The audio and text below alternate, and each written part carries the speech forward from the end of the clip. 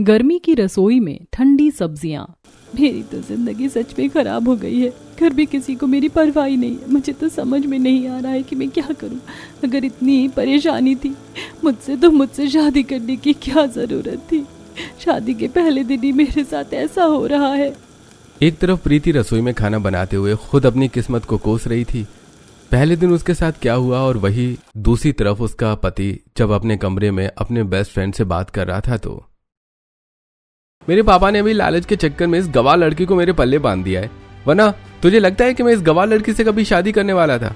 मेरी तो जिंदगी खराब हो गई है। अरे मुझे तो कोई स्मार्ट और डैशिंग लड़की चाहिए थी, लेकिन इसे देखो एकदम बहन जी लगती है। बिल्कुल सही कहा। अच्छा हुआ कि अभी किसी को पता नहीं है कि ये तुम्हारी पत्नी है, वरना सच में ऐसी पत्नी को तो बाहर ले जाते हुए भी शर्म आती है। पता नहीं तुम इसके साथ कैसे रह रहे हो। ये तो कुछ भी नहीं, अभी तो प्रीति को बहुत कुछ बर्दाश्त करना है। कैसे ससुराल के सभी लोग प्रीति के लिए मुसीबत खड़ी करते हैं, चलिए जानते हैं। प्रीति सबके लिए खाना बनाकर डाइनिंग टेबल पर सर्व करती है, लेकिन खाने के लिए पवन, निधि और पवन की बेटी सोनिया आई थी। सोनिया अभी 15 साल की थी और वो 10th क्लास में पढ़ रही थी। वो जल्दबाजी में नाश्ता करने आती है और खाना देखकर मुंह बनाकर कहती है, ये क्या खाना है, इतना अजीब खाना। बेटा ये अजीब नहीं है, गर्मी में ठंडा खाना है। मैंने सभी के लिए ठंडा आम रस बनाया है और साथ में कच्चे आम की चटनी बनाई है, साथ में पकौड़े वाली कढ़ी बनाई है। हमें गर्मी में ऐसी सब्जी खानी चाहिए जिससे हमारे शरीर को ठंडक मिलती है। आप मुझे ऐसा लेक्चर ना दें तो ही ज्यादा ठीक होगा। मुझे ये सब खाने में बिल्कुल भी पसंद नहीं है। मेरा तो सारा मूड खराब हो गया। सोनिया, ये तुम अपनी चाची से कैसे बात कर रही हो?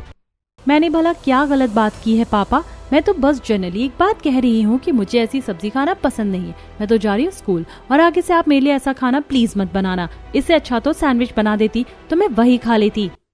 इतना कहकर सोनिया वहां से मुंह बनाकर चली जाती है। तब पवन शर्मिंदा होकर कहता है, मुझे माफ करना प्रीति, लेकिन आजकल पता नहीं सोनिया को क्या हो रहा है। वो जैसे बड़ी हो रही है थोड़ी बदतमीज होती जा रही है। कोई बात नहीं भैया, इस उम्र में बच्चे थोड़े हटी हो ही जाते हैं, लेकिन अभी तक कोई भी नाश्ता करने नहीं आया है। कोई आएगा भी नहीं। किसी को भी साथ बैठकर नाश्ता करने की आदत नहीं है। हर किसी को बस अपने कमरे में अलग नाश्ता चाहिए। यह बात सुनकर प्रीति और हैरान हो जाती है। तभी वहां पर शांति की आवाज आ जाती है और वो अपने कमरे से चिल्लाकर कहती है, अरे प्रीति बहू, हमारा नाश्ता कहाँ है? अभी तक कमरे में नहीं आया। वहीं दूसरी तरफ डाइनिंग टेबल पर बैठा पवन कहता है, देखा मैंने कहा था ना। ठीक है भैया, आप खा लीजिए, मैं सबको नाश्ता देने चली जाती हूँ। अब प्रीति नाश्ता लेकर सबसे पहले शांति और रमेश के कमरे में जाती है, लेकिन जैसे ही वो नाश्ता देखती है तो मुंह बना लेते हैं।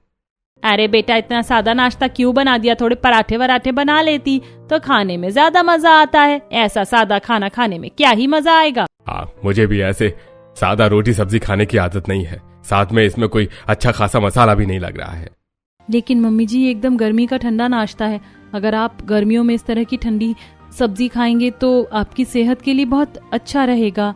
देख बेटा, मुझे तो क्या अच्छा है और क्या नहीं है ये सब जानने की जरूरत नहीं है। मेरे लिए तो अभी मस्त चटपटे मसालेदार पराठे बनाकर लेकर आ।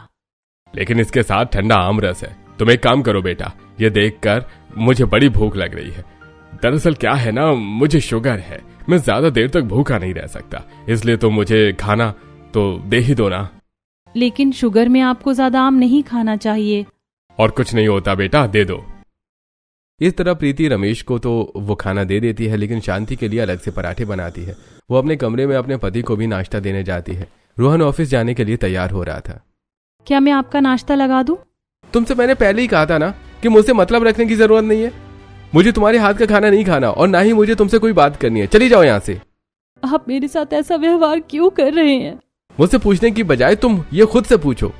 इतना कहकर गुस्से में रोहन वहां से चला जाता है। रोहन ने प्रीति को अपनी पत्नी का दर्जा ही नहीं दिया था। वहीं दूसरी तरफ अब प्रीति घर का थोड़ा बहुत काम कर रही थी। तभी वहां पर उसकी जेठानी संगीता अपनी कुछ सहेलियों के साथ आती है। अरे क्या बात है, तुम्हारे घर पर नई नौकरानी आ गई क्या? पुरानी वाली कम्मो कहाँ गई?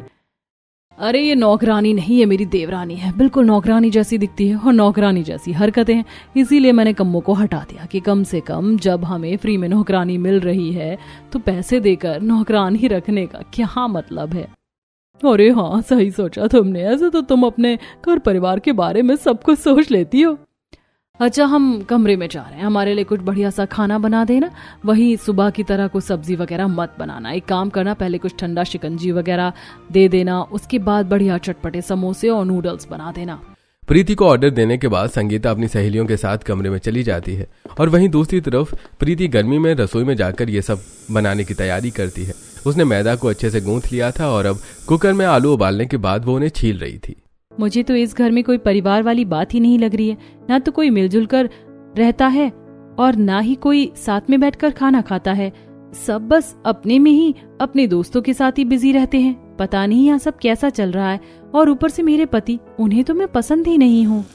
उसके बाद प्रीति सारा खाना बनाकर संगीता के एक कमरे में लेकर जाती है और उन्हें परोस देती है। सब वहां पर बड़े मजे से किटी पार्टी कर रहे थे और प्रीति सारा काम खत्म करके अपने कमरे में उदास मन से बैठ जाती है। वहीं दूसरी तरफ प्रीति का पति रोहन ऑफिस में अपने दोस्तों को कह रहा था, अरे यार, क्या आज भी तेरा मुंह उतरा हुआ है? अब कब तक ऐसे ही उदास बैठा रहेगा? जब जिंदगी बर्बाद हो गई हो तो क्या कर सकते हैं। अगर मेरे पापा ने लालच नहीं किया होता तो ऐसा नहीं होता। फोटो देखकर मुझे तो लगा था कि लड़की सुंदर है, लेकिन मुझे क्या पता था कि इतनी बहनजी होगी। अरे कोई बात नहीं, आज शाम को क्लब में चलेंगे और वहां पर हमारे सब फ्रेंड्स आएंगे, उनके साथ एंजॉय करके थोड़ा मूड लाइट कर लेंगे। हाँ, तूने तो बिल्कुल मेरे मन की बात ही छीन ली। चल, आज तो एंजॉय कर ही लेते हैं। मेरा ही ऑफिस है, काम कोई और संभाल लेगा। चल हम चलते हैं। अब शाम को रोहन जल्दी ही अपने दोस्तों के साथ क्लब में चला जाता है और वहां पर ड्रिंक करके बहुत एंजॉय करता है। अरे रोहन, तुम भी क्या करते हो? अब तो आधी रात हो गई, तुम्हारी पत्नी घर पर इंतजार करती होगी। अरे तो उसको किसने कहा है मेरा इंतजार करने को? मैं तो अपने दोस्तों के साथ एंजॉय करूंगा। वहीं दूसरी तरफ प्रीति रोहन के घर आने का इंतजार कर रही थी, लेकिन रोहन को तो उसकी बिल्कुल भी परवाही नहीं थी। अब रात को भी प्रीति ने सभी के लिए घिया कोफ्ते की सब्जी बनाई थी, लेकिन हर कोई नखरे दिखा रहा था। तुम्हें पता है ना कि मुझे इस टाइप की ये सब सब्जी बिल्कुल भी पसंद नहीं है, फिर भी बार बार यही बना देती हो। इसे बाजार जाने ही मत दिया करो। बाजार जाकर इसे हमेशा बस ऐसी ही सब्जी लानी होती है। इससे अच्छा तो राजू ही बाजार जाने का काम कर लेगा। आगे से घर में ऐसी कोई भी सब्जी नहीं आएगी। तुम चुपचाप हमारे लिए जल्दी से शाही पनीर बना दो। ये शाही पनीर खाकर मजा आएगा। आपने बिल्कुल सही कहा मम्मी। चाची तो हमेशा वही घिया टिंडे तोड़ी ही बना देती हैं। हाँ, लेकिन हमें सब कुछ खाना चाहिए। निधि, तुम तो रहने ही दो। उसके बाद प्रीति रसोई में जाकर सबकी फरमाइश के लिए शाही पनीर बनाती है और सबको उनके कमरे में ही डिनर देकर आती है। सोनिया बेटा, तुम नीचे डाइनिंग टेबल पर आकर अपने पापा के साथ डिनर क्यों नहीं कर लेती? और आप हर बार मुझे लेक्चर देने के बजाय अपने मुंह पर टेप क्यों नहीं लगा लेती? मैंने कितनी बार कहा है कि मुझे आपको बताने की जरूरत नहीं है कि मुझे क्या करना चाहिए और क्या नहीं। मेरी मम्मी और दादा दादी भी तो अपने रूम में टीवी देखते हुए डिनर कर रही है ना। जब उन्हें कोई प्रॉब्लम नहीं है तो आपको प्रॉब्लम क्यों हो रही है?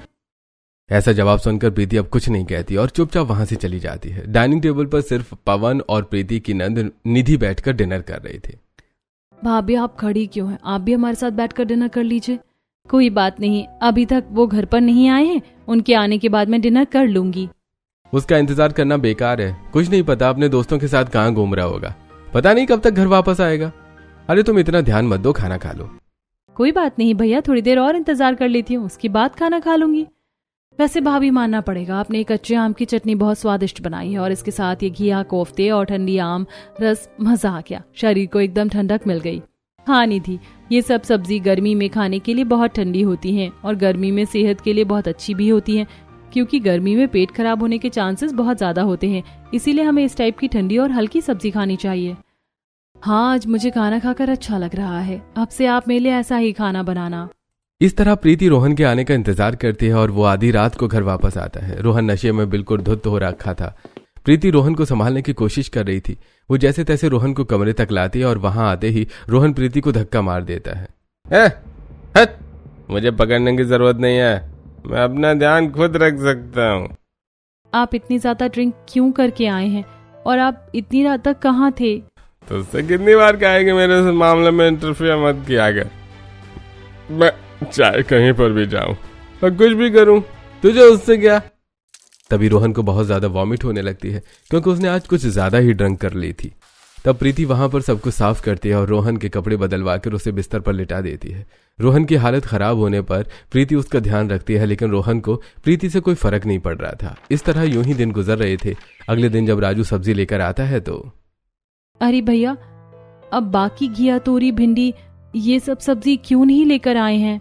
छोटी मालकिन, आपको तो पता है कि बड़ी मालकिन ने इस तरह की सब्जी लाने के लिए बिल्कुल मना कर दिया है। उन्होंने मुझे जो लिस्ट बना कर दी थी, मैं तो उसके हिसाब से लेकर आ गया। इतना कहकर राजू वहां से चला जाता है और अपने घर के बाकी काम करने लगता है। वहीं दूसरी तरफ प्रीति जब रसोई में खाना बनाने जाती है तो वो उदास हो जाती है। मुझे तो इसी तरह की ठंडी सब्जी खाना बहुत पसंद है। इसमें तो बस आलू, टमाटर और प्याज, पनीर यही सब है, लेकिन एक भी अच्छी सब्जी नहीं है। अब प्रीति को मजबूरन आज फिर से पनीर और दाल मखनी बनानी पड़ती है। साथ में वो उसमें बहुत ज्यादा मसाले डालती है, क्योंकि घर वालों को काफी मसाले वाले ही खाना पसंद आता था। जब प्रीति आज रमेश को खाना देती है तो, बेटा, आज तूने खाने के साथ आमरस और बाकी कोई बढ़िया सब्जी नहीं बनाई? पापा जी, उस तरह की ठंडी सब्जी घर में लाने से मना कर दिया गया है और कहा है कि इस तरह का मसालेदार और चाइनीज फूड ही बनाना है। पता नहीं क्यों, लेकिन उस खाने में मुझे स्वाद आता है और साथ में पेट काफी हल्का भी लगता है। हाँ पापा जी, उस तरह की सब्जी तो गर्मियों में खाने के लिए बहुत अच्छी होती है। उनसे हमारा पेट और शरीर भी ठीक रहता है। इतना कहकर प्रीति वहां से आ जाती है। यूं ही दिन गुजर रहे थे। एक दिन प्रीति आंगन में लगे अमरूद के पेड़ को देखती है, जो पूरी तरह से सूख चुका था।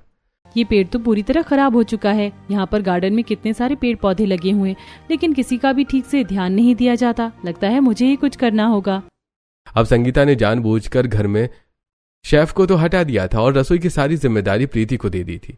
अब साथ में प्रीति आंगन का भी ध्यान रखने लगी, जहां पर बहुत सारे पेड़ पौधे थे जो पूरी तरीके से खराब हो चुके थे। उन्हें प्रीति हटा देती है और जो बाकी बचे होते हैं उन्हें अच्छे से पानी देकर उसमें खाद वगैरह मंगवा कर डाल देती है। अब तुम देखना, जल्दी से तुम बड़ी हो जाओगे और अब तुम बिल्कुल ठीक हो जाओगे। इस तरह प्रीति उस पेड़ से बात करती है। तभी सामने से प्रीति की पड़ोसन कहती है, प्रीति बेटा, तुम तो हर रोज इन पेड़ पौधों को बिल्कुल अपने बच्चों की तरह ध्यान रखती हो।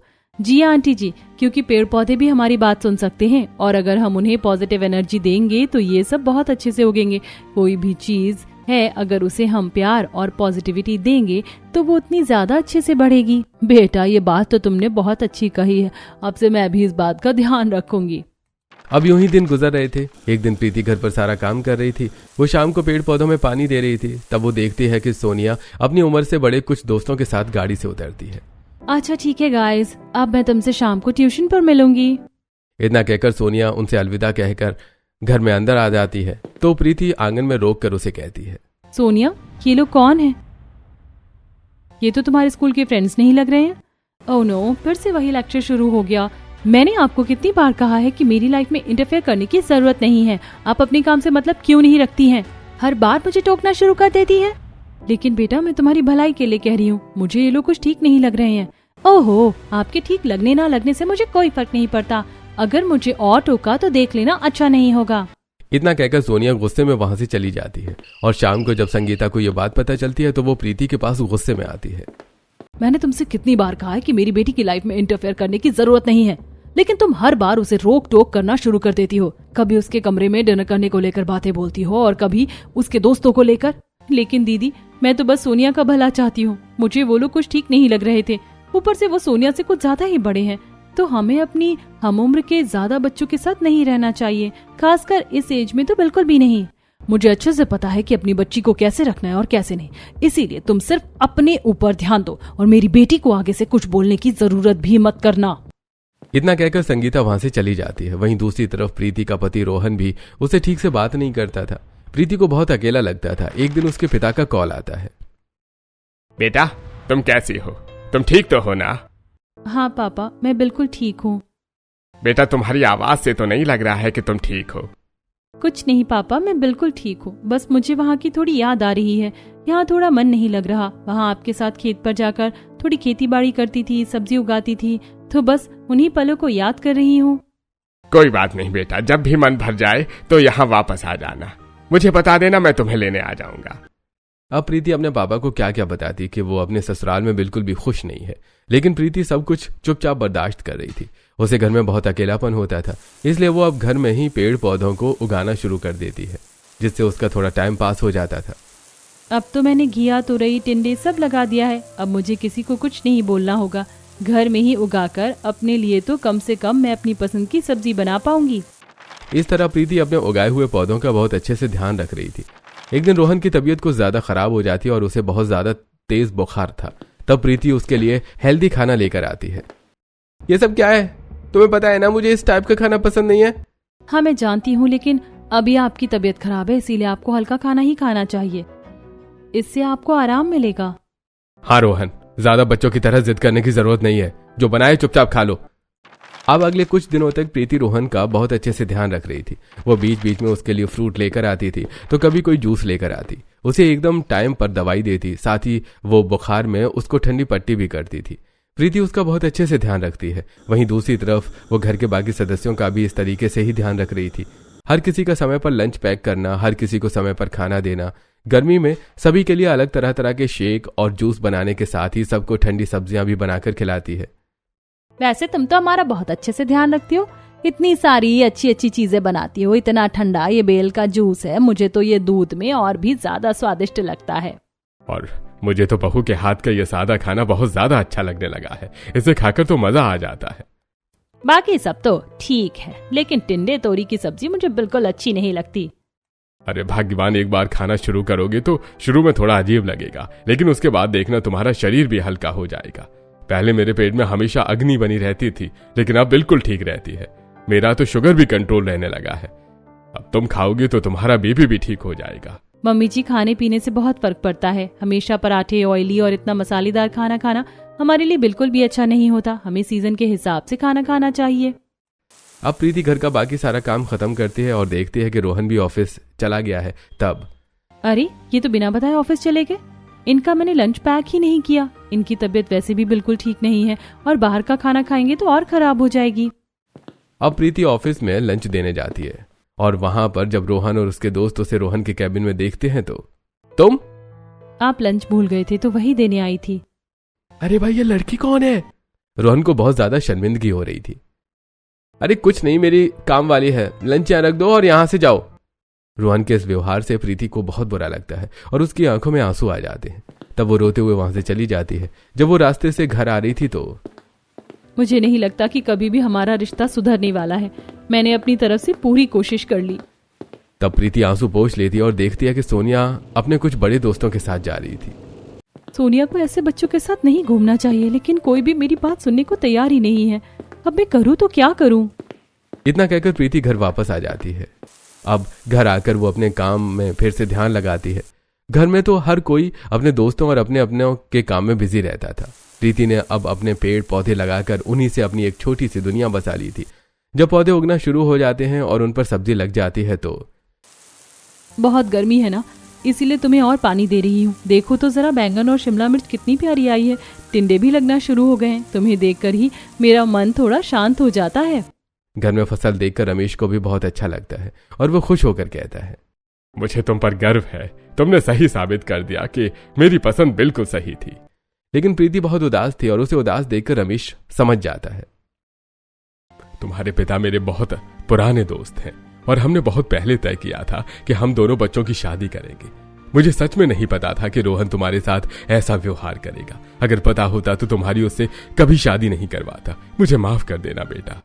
कोई बात नहीं पापा जी, आपको माफी मांगने की जरूरत नहीं है, क्योंकि इसमें आपकी कोई भी गलती नहीं है।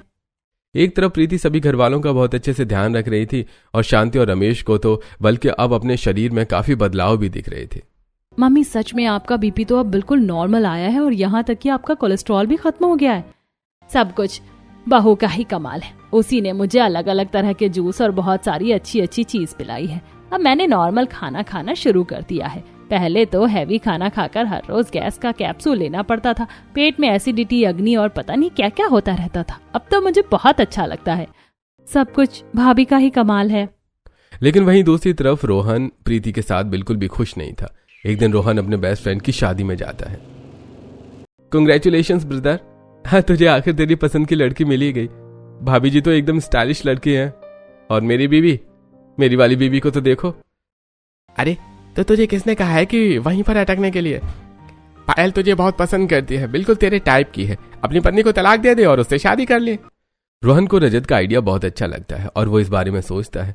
और वहीं दूसरी तरफ एक दिन सोनिया बहुत ज्यादा परेशान होकर संगीता से कहती है, मम्मी, मुझे आपसे कुछ बात करनी है। बेटा अभी नहीं, अभी तो मैं किटी पार्टी में जा रही हूँ, बाद में आकर तुमसे बात करूंगी। इतना कहकर संगीता वहां से चली जाती है और सोनिया परेशान होकर अपने कमरे में रो रही थी। ये सब प्रीति ने देख लिया था, इसलिए जब प्रीति उसे जूस देने जाती है तो उसे परेशान देखकर कहती है, अरे सोनिया क्या हुआ, तुम रो क्यों रही हो?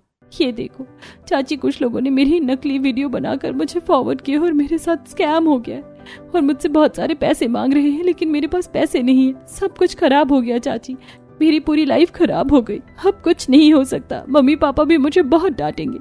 इसमें दिखाया है कि मैं ड्रिंक कर रही हूँ, लेकिन मैंने कभी ऐसा नहीं किया। कोई बात नहीं, कुछ नहीं होगा, मुझ पर भरोसा रखो।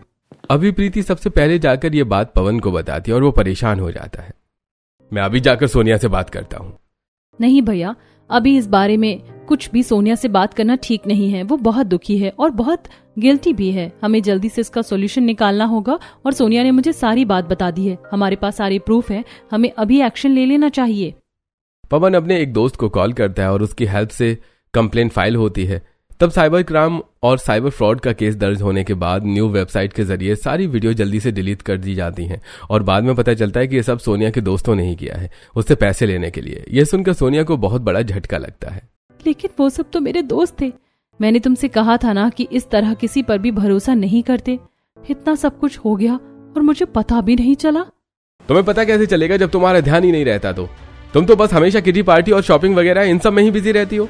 तुमने कभी नोटिस किया कि तुम्हारी बेटी किस तरह के दोस्तों के साथ रहती है और क्या करती है?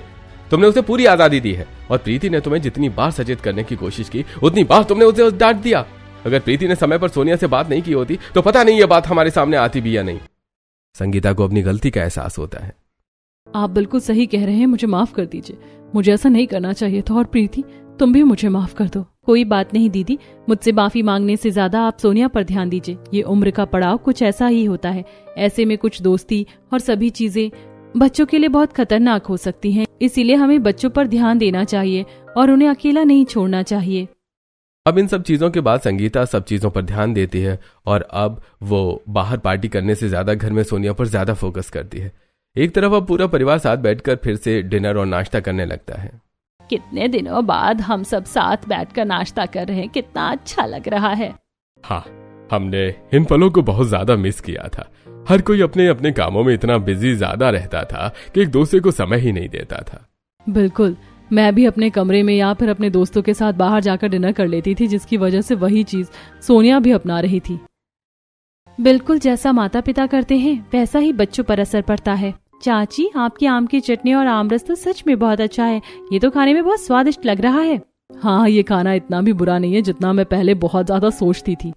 अरे भाभी, छोटी भाभी तो एकदम शेफ है, शेफ। पहले हमारा खुद भी इतना अच्छा खाना नहीं बनता था जितना अच्छा भाभी बनाती हैं। यहाँ तक कि भाभी ने तो गर्मी की ठंडी सब्जी भी घर में ही उगाना शुरू कर दिया है। इस तरह सभी खुश हो जाते हैं। घर में बाकी सब चीजें तो ठीक हो गई थी, लेकिन एक चीज थी जो अभी ठीक होना बाकी थी। रोहन पायल को लेकर घर आता है। अरे बेटा, किसे लेकर आया है? मम्मी, ये आपकी होने वाली नई बहू है। ये बात सुनकर सबके पांव तले जमीन खिसक जाती है। अरे तुझे शर्म नहीं आती ऐसा बोलते हुए? ये भला कैसा भद्दा मजाक है? पापा, ये मजाक नहीं है, ये हकीकत है। पहले मेरी जिंदगी में कोई नहीं था तो मैंने आपकी पसंद से शादी कर ली, लेकिन मुझे ये बिल्कुल भी पसंद नहीं है। मैं अब पायल को पसंद करता हूँ और इसी से शादी करना चाहता हूँ। मुझे प्रीति से तलाक चाहिए। अरे तुझे शर्म आनी चाहिए ऐसी बातें करते हुए। तू ऐसा कैसे कर सकता है? हाँ बिल्कुल, तेरी मर्जी के मुताबिक यहाँ कुछ भी नहीं चलेगा। अभी के अभी प्रीति से माफी मांग।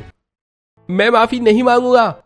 रोहन, रुक जाइए पापा जी, वैसे भी ये रिश्ता कभी शुरू हुआ ही नहीं था।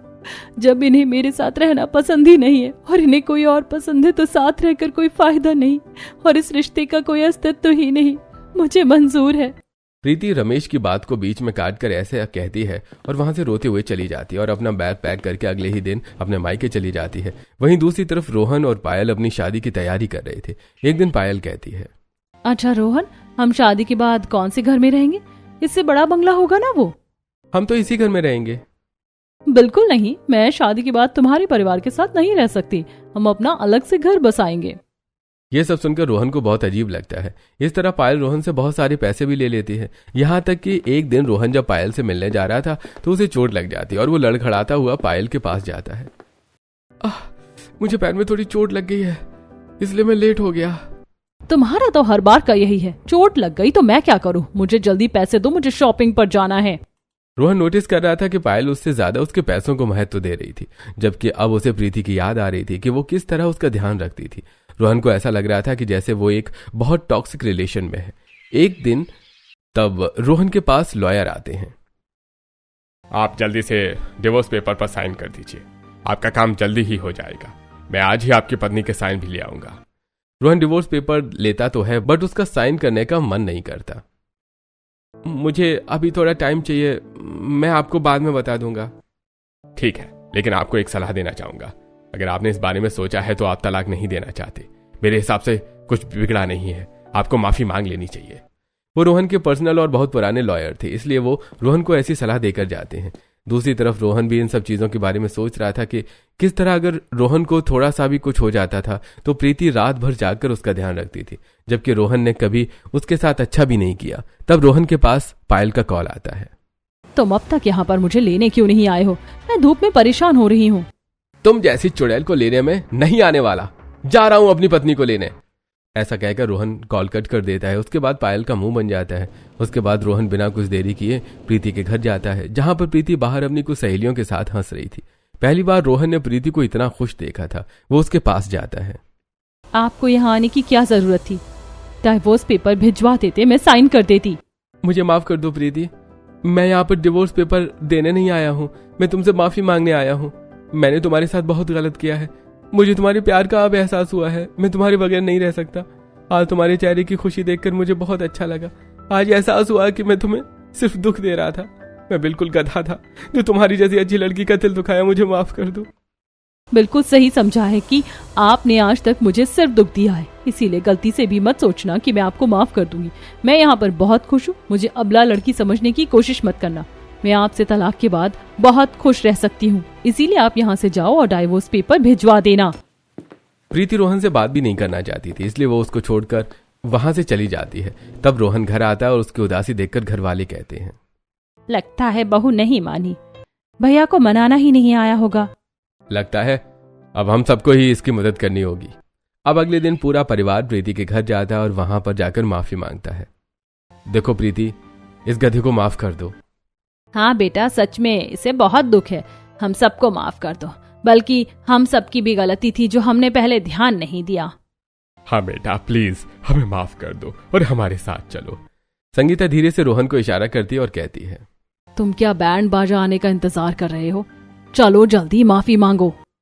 हाँ प्रीति, मुझे माफ कर दो। मम्मी जी, पापा जी, प्लीज प्रीति को समझाइए। मैं आज के बाद इसे बिल्कुल भी परेशान नहीं होने दूंगा और इसकी आंख में एक आंसू भी नहीं आने दूंगा। मेरा आपसे वादा है, अगर प्रीति कभी ऐसा होता है तो मेरी डंडों से पिटाई कर लेना। हाँ चाची, घर पर हर कोई फिर चाचू की पिटाई करेगा। काफी मनाने के बाद, अब घर वालों के समझाने के बाद, बेटा सबको अपनी गलती का एहसास है, तुम्हें इन्हें एक मौका और देना चाहिए। हाँ दामाद जी, लेकिन इस बार हमारी बेटी परेशान हुई तो इस बार हम नहीं छोड़ेंगे। शुक्रिया मम्मी जी, पापा जी, इस बार मैं आपको शिकायत का मौका नहीं दूंगा। प्रीति मान जाती है और रोहन को एक और मौका देने के लिए तैयार हो जाती है। उसके बाद सब घर वापस आ जाते हैं। अब प्रीति सभी के लिए बढ़िया नाश्ता बनाती है और हर कोई आज उसके हाथ का खाना खा रहा था और आज साथ बैठ कर सब नाश्ता कर रहे थे। मुझे नहीं पता था कि भिंडी और टिंडे भी इतने स्वादिष्ट हो सकते हैं। अरे भैया, भाभी की ठंडी रसोई में तो कुछ भी स्वादिष्ट हो सकता है। उन्होंने घर में इतनी स्वादिष्ट ठंडी सब्जी उगाई भी है, जैसे घिया, तोरी, टिंडे, बैगन, भिंडी, और ये सब हमें बनाकर हमेशा खिलाई भी है। अब तो हम पूरी गर्मी ठंडी सब्जी का मजा लेंगे, वो भी साथ मिलकर। इस तरह पूरा परिवार एक हो जाता है और अब घर में खुशियां आ जाती हैं।